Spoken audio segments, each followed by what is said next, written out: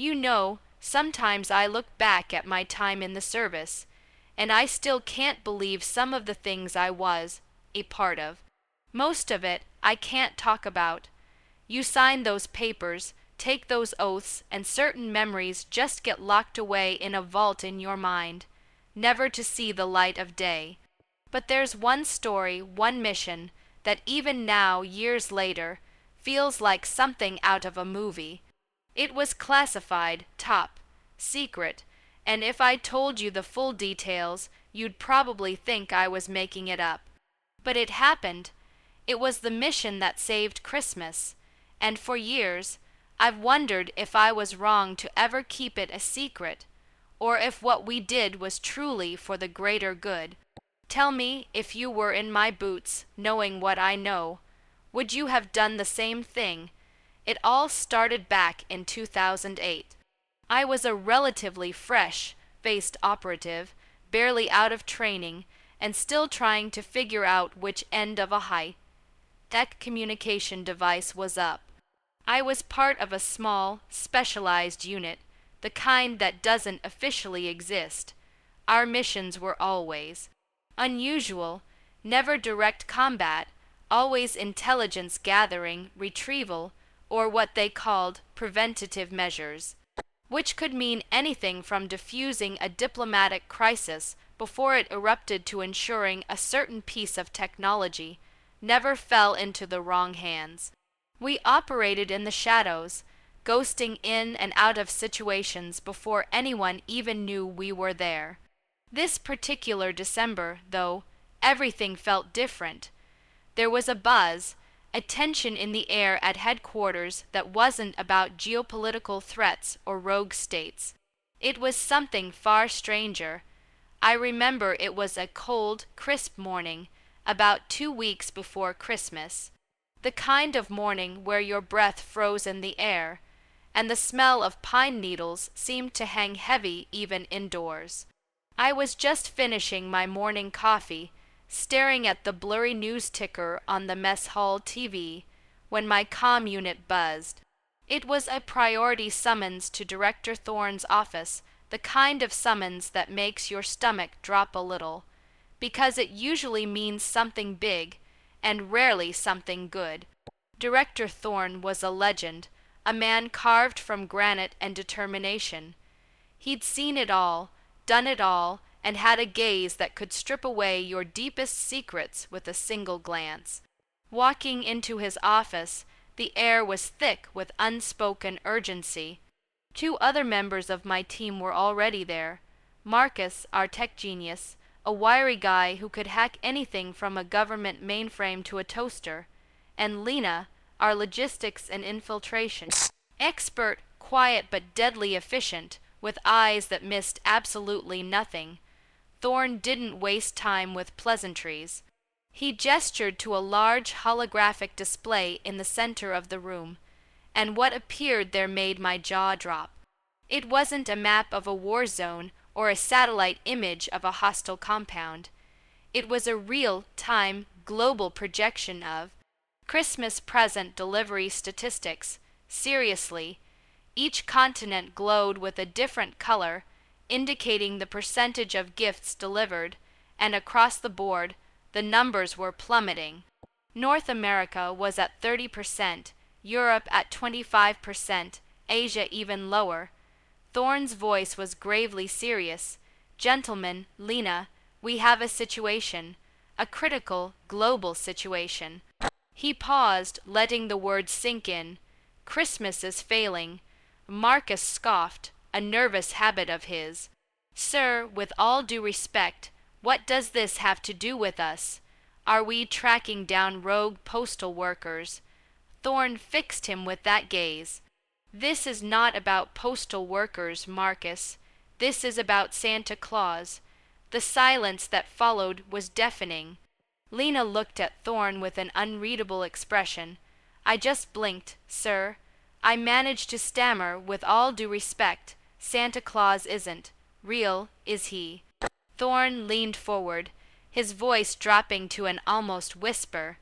He is real, son, more real than you can imagine, and for centuries a small, highly classified division within our organization, Code, named Operation Kringle, has been aware of his existence and has on occasion provided support. He pulled up more data.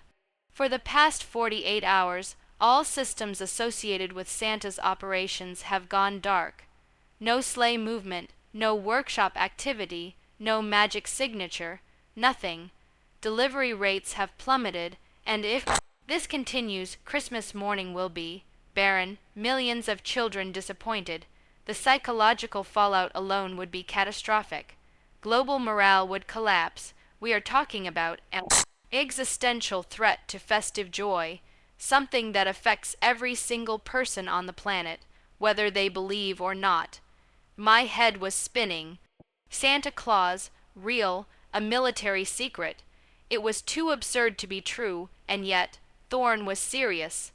I'd been on missions that involved ancient artifacts and fringe science, but this was a whole new level of unbelievable.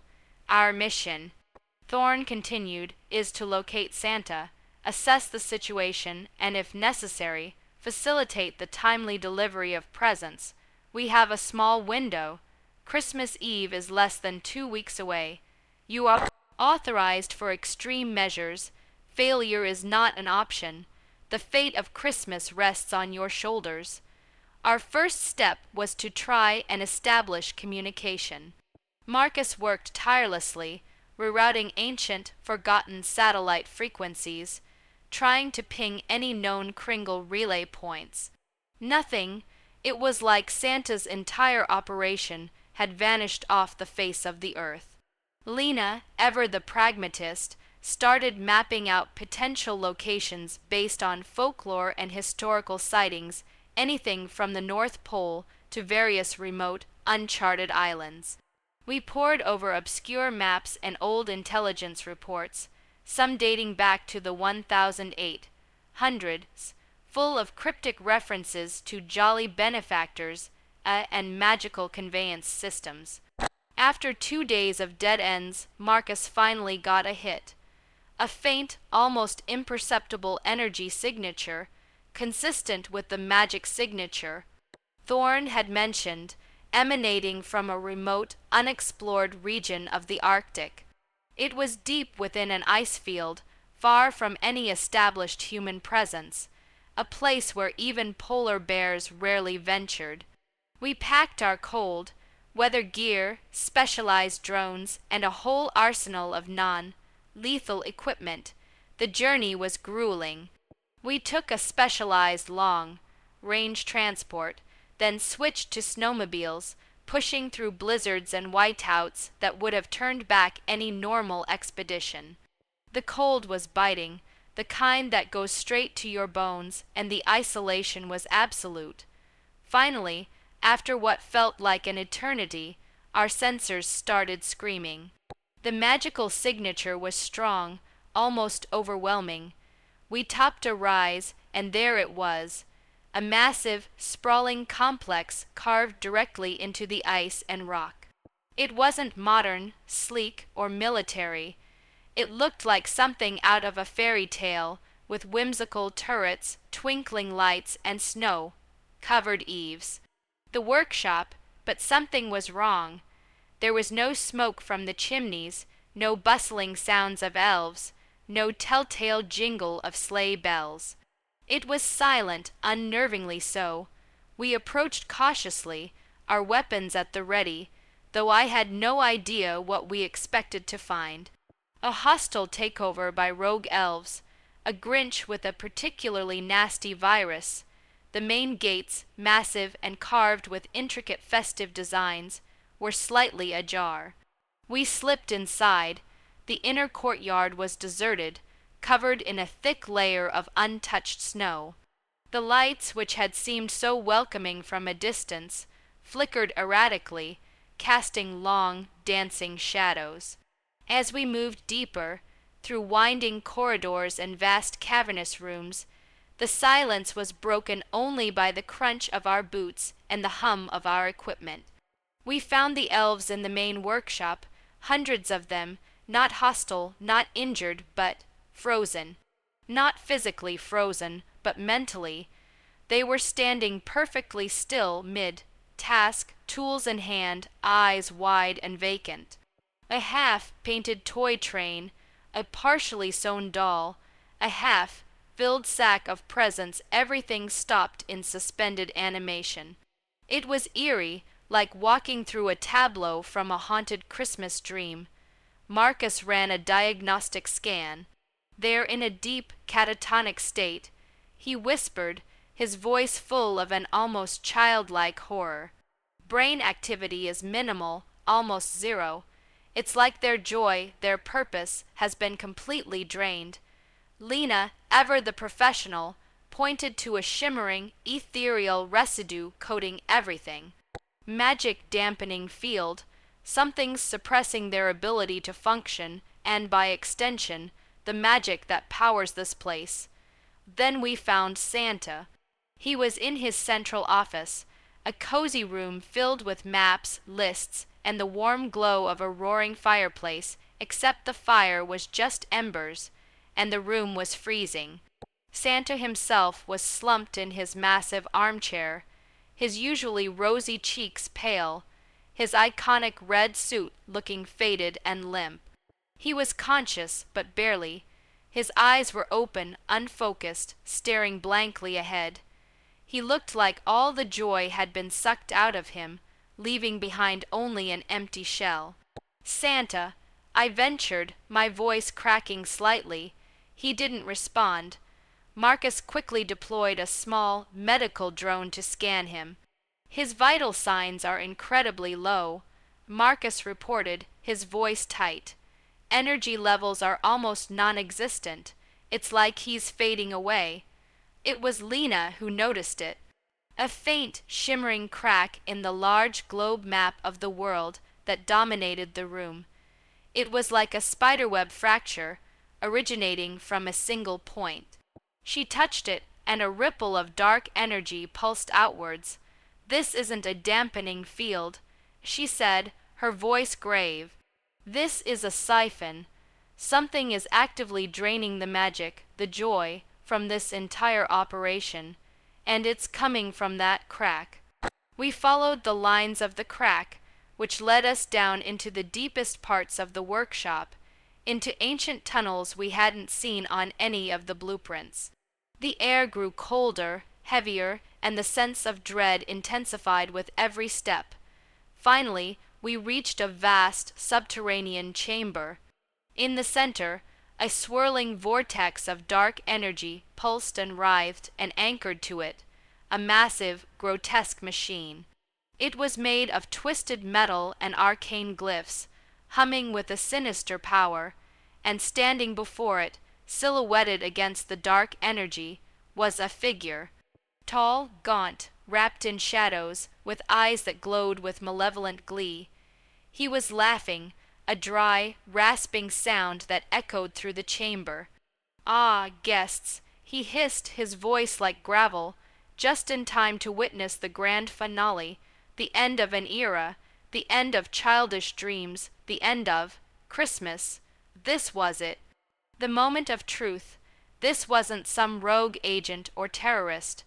This was something else entirely, something born of pure negativity, feeding on the very essence of joy. The weight of the world, or at least the weight of Christmas, was on our shoulders.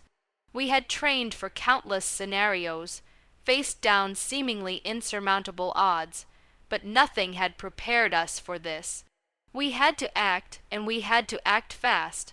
So that's the situation I was in, and I had to make a choice. We were deep underground, facing a being of pure malevolence, with Santa and his entire operation on the verge of collapse. Before I tell you what happened next, I want you to pause and comment below what you would have done in my shoes. Would you have engaged directly, tried to disable the machine, or sought a more tactical approach, perhaps even trying to reason with whatever this creature was? I'm genuinely curious how you would have handled it. My first instinct was to open fire, but Lena stopped me. Wait, look at the energy signature. It's not physical. Our weapons might disrupt the machine, but they won't stop him. She was right. This wasn't a standard combat scenario. We needed a different approach. Marcus, meanwhile, was frantically analyzing the machine. It's designed to absorb joy, literally convert positive emotional energy into a negative one, and it's feeding off Santa's essence directly. If we don't shut it down, he'll be gone, and Christmas will be permanently cancelled. The shadowy figure, who had introduced himself as the Grimaire, reveled in our distress. He explained his plan to drain all the joy, all the belief, all the magic from Christmas, turning it into a monument of despair forever. He claimed to be an ancient entity, banished for centuries, now returned to reclaim what he believed was rightfully his, the power of human cynicism and apathy. Lena, ever the strategist, had a crazy idea. We can't fight him physically, but maybe we can overload his system. If his machine feeds on joy, what happens if we give it too much asterisk? Marcus's eyes lit up. A reverse current flood it with so much positive energy it can't process it. But where do we get that much joy? I looked at the fading Santa in my mind's eye. The elves, I said, if we can wake them up even for a moment, their collective joy, their belief in Christmas, might be enough. But how to wake them? The magic siphon was still active. This is where the classified part gets even crazier.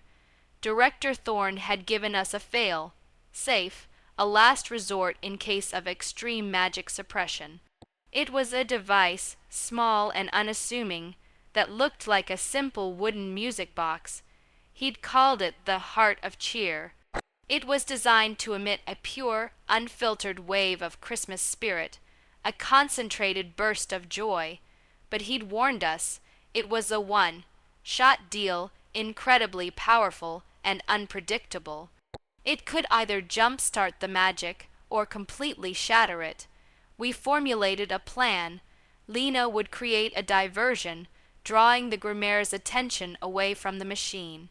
Marcus would disable the Grimaire's localized dampening field around the elves, even if just for a few seconds. And I would activate the Heart of Cheer directly into the siphoning machine. The risk was immense. If it failed, we'd not only lose Christmas, but potentially unleash an even greater wave of despair. Lena moved first, a blur of motion, throwing a volley of specialized bangs that emitted bursts of high-frequency festive jingles designed to disorient magical entities. The Grimaire shrieked, momentarily recoiling from the unexpected assault. Annoying trinkets, he roared, his shadow extending towards her. That was Marcus's cue. He jammed a small, humming device into a crevice in the wall, overriding the local dampener. Up in the workshop, we saw a faint shimmer as the catatonic elves twitched, a tiny spark of life returning to their eyes.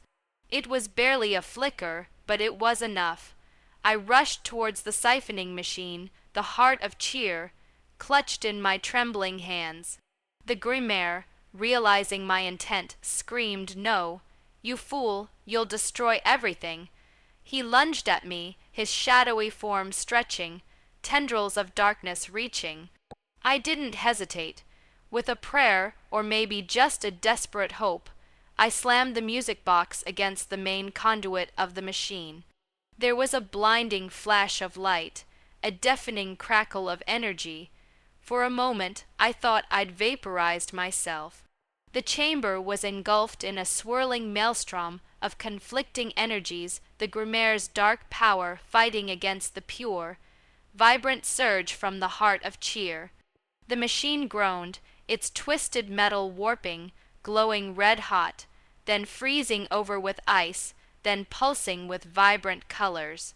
The Grimaire shrieked, a sound of pure agony, as the feedback loop of overwhelming joy began to tear him apart. He tried to retreat into the shadows, but the light was too powerful, too pure. He dissolved not into nothingness, but into a swirling mist of gray, fading away like a bad dream. The machine exploded, not with destructive force, but with a shower of light, like a million tiny stars bursting outwards. A wave of warmth, of pure, unadulterated joy, washed over us. Up above, we heard a chorus of gasps, then cheers as the elves awoke, their eyes shining with renewed purpose. The flickering lights of the workshop blazed back to full brilliance. I stumbled back, my ears ringing, my body tingling. We rushed back to Santa's office. He was stirring. His cheeks had regained their rosy hue, his eyes were clear, and a faint smile played on his lips. He looked at us, his eyes twinkling. "Well done, my children," he boomed, his voice full and rich again. "You truly saved Christmas." He explained that the Grimaire was an ancient entity born of cynicism and doubt, always lurking, waiting for a chance to feed. He had found a weakness in the veil between worlds, a subtle disruption that allowed him to project his influence and drain the magic. The heart of cheer, a relic of pure belief, was the only thing that could have reversed the siphon. The next few days were a whirlwind. The elves, fully recovered, worked double time, their cheerful chatter echoing through the workshop. Santa, revitalized, oversaw everything, his laughter booming. We helped where we could, using our tech to optimize delivery routes, double-check present inventories, and even rig up temporary communication relays for Santa's network. It was bizarre seeing Lena, a trained assassin, carefully loading toy trains onto a sleigh, or Marcus, the master hacker, bugging a list of naughty or nice children. But we did it! On Christmas Eve, we watched as Santa's sleigh, laden with presents and pulled by a team of very real, very magical reindeer, soared into the night sky, a streak of joy against the stars. The world, unknowingly, was safe. Christmas was saved. We returned to headquarters, exhausted but triumphant. Thorne met us with a rare smile. Mission accomplished. He said simply, "The world will never know, but they will feel it." We signed more papers, reaffirming our silence, and the mission was buried deep within the most classified archives. To this day, it remains a military secret. Sometimes on Christmas morning, when I see the joy on children's faces, or hear the familiar carols, I remember that night, that impossible mission. And I wonder if I did the right thing, keeping it hidden, or if the world deserves to know the extraordinary lengths taken to preserve a little bit of magic. So, that's my story, the classified mission that saved Christmas. It's a lot to take in, I know, but it's true, every word of it. I've often wondered if anyone else out there has experienced something similar, something so unbelievable it had to be a secret. I still grapple with the idea that the greatest act of heroism I ever performed was to protect a secret that brings so much joy. I guess it just goes to show that some of the most important battles are fought in the shadows, for reasons the world will never comprehend. If you were on my side, fighting to save something as intangible yet vital as Christmas joy, please like this video. Subscribe for more stories like this, because I've got a few more wild ones up my sleeve, though perhaps not quite as festive. And seriously, share your final thoughts on this whole mess in the comments section. Did we do the right thing? Or should the world know the truth about Santa and the unsung heroes who keep Christmas alive? I'll see you all in the next story.